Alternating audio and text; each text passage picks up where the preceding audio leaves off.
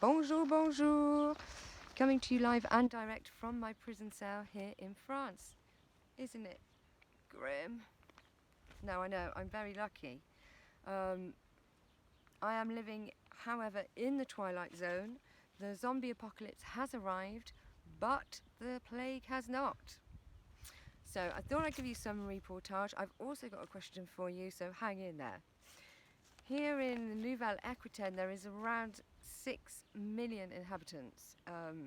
900 have so far contracted the plague, and unfortunately we have lost 172 people. In my department, which is a population of 120,000-ish inhabitants, we have lost 4 people. So no, the plague hasn't really happened, which is something to be grateful for, and hopefully it won't. France seems to be well past that peak now, but nevertheless we are all still locked up, shut down, locked in. Macron is having a whale of a time playing dictator, ruling by decree. The gendarmerie, the military wing of the police are out in force, even here in the countryside, extorting money wherever they can. So that's fun. Anyway, I just wanted to say I've been sharing some stuff on Facebook, information which may run counter to the media narrative. I have my reasons for that. I have a very big problem with what is going on right now with lockdown and how this whole situation is being handled. So we'll get into that. People here, considering how small that risk is, I think it must be, I did write it down, I think it's 0.0029 or something in that region percent of chance of, not chance, percent of the population have succumbed to this lurgy. So that is really, really small. And people are still driving around in their masks, in their cars, on their own. I find this very weird. Okay.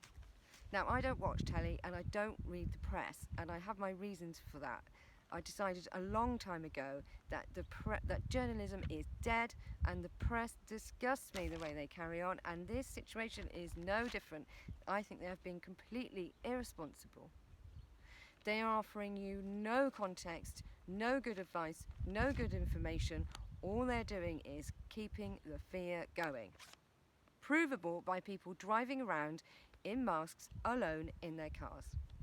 Enough said. Anyway, let's get further into it, because I have a question, and that question is the press and media creating some kind of false reality for you? As I talk to people on and offline, I seem to be getting a series, and bearing in mind I don't watch telly or read the press, wherever possible, I am getting a series of programmed responses. Now, don't get triggered. I say programmed because when I challenge them on it, these responses are not based in any kind of personal experience or personal reality. Secondly, these responses are not based in any kind of provable data, scientific fact, or any kind of reliable information. So why are people believing this?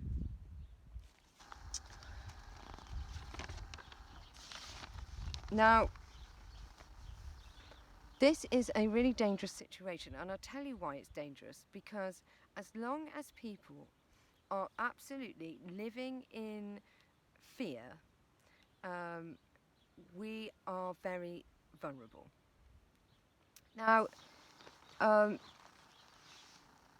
it's become somehow socially unacceptable to not believe what the press tells you, which is that you are a walking bioweapon, and that if you step outside your front door or get within 2 meters of another person, you are going to either die or kill somebody. That's weird. And it's not true. It just isn't true. There is no epidemiological reason or any kind of scientific data to back up that fear. Nothing. You cannot catch a virus by walking past somebody in the fresh air and sunshine. Please show me a doctor that will tell you that you can. Anyway, okay. So, as long as they keep us in fear, and there are several fears now. There's the fear of getting the virus. There's the fear of killing somebody with the virus. There's the fear of what the neighbours will say if you don't believe that that these two previous things are going to happen. There is fear of what the police are going to do to you if you try and exercise even your most basic human rights. That's fear, fear, fear, fear. And there are tyrants out there who are using this to their full advantage. They will profit and they will exploit this situation to the full. And that worries me a great deal. So there's only one actual cure for this whole situation, and that is to not kill the virus, but kill the fear. Get things into perspective, in my opinion. So how do we do that? And I would like you to think. Take a deep breath and just have a think. Wipe away for a second all the media hype and what the press is telling you and the death tolls. Wipe away all the government restrictions on your life at the moment. Wipe away all the altered behaviour of society at large. And just think about the friends and family in your life and the friends and family of your friends and family. Now have a little think about that and tell me as honestly as you can that without all the periphery, just thinking about your friends and family, would you be aware that there was a deadly epidemic?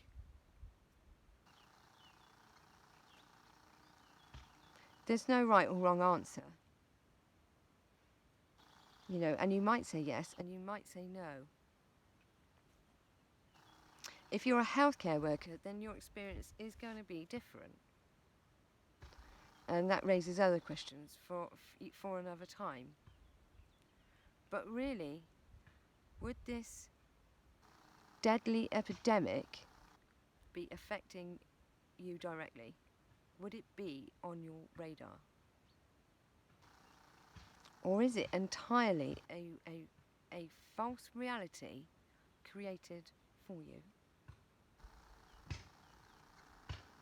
Now you might say, well, yeah, no, but I don't even care. Even if there is a risk that this could harm my family or myself, then I'm happy to do whatever to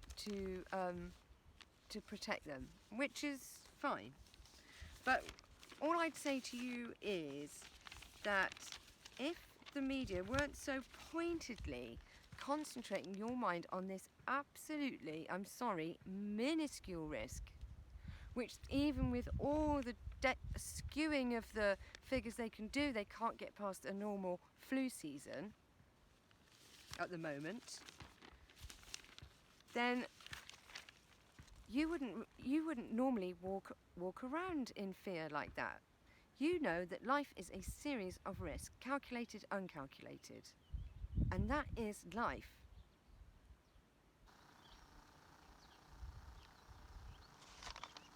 You have to let your children take risks. Why? Because otherwise it wouldn't be living. And we're not living like this. Yeah, okay, a couple of weeks. But they have no intention of letting up on the relentless fear. They are going to tell you any kind of nonsense that this virus could do this, it could be that, it could mutate. They're just going to keep it going.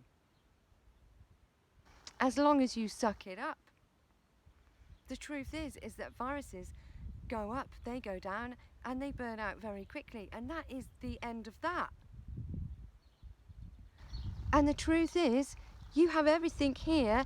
you need to deal with a virus. The risk of being hit by a car or dying in a road traffic accident is far greater. And this is not equipped to be hit by a car. This, you have everything you need to deal with it. And you've got to have a bit of faith in that. And you've got to learn what you need to do in order to deal with the virus. That's another story. And if you go outside and you, I don't know, think that you can breathe on someone and give them a virus, even if you believe that, when that person becomes ill because of a virus, it all just depends on their equipment. And you cannot be blamed for that. That's not your responsibility. Your equipment is your responsibility. Their equipment is their responsibility. And if we are going to decide that as humanity we are potential bioweapons, we are in really deep trouble. And you have to decide whether you are going to live the rest of your life with this fear that they're pumping into you, or whether you are going to get a grip and say life needs to be lived in a human way, and humans need contact with other humans. Lots of people are really suffering right now because of this. So yeah, I've got really big issues with it. So get in touch and tell me what you think. But there's only one cure to this. They are lining up some very horrendous lifestyle changes for us. And I'm not down with that.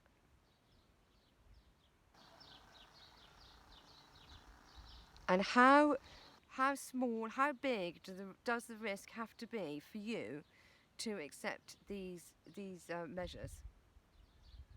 And how much proof and how much established fact do you need to back up these crazy measures that have been imposed? Are you going to hold anyone accountable for this?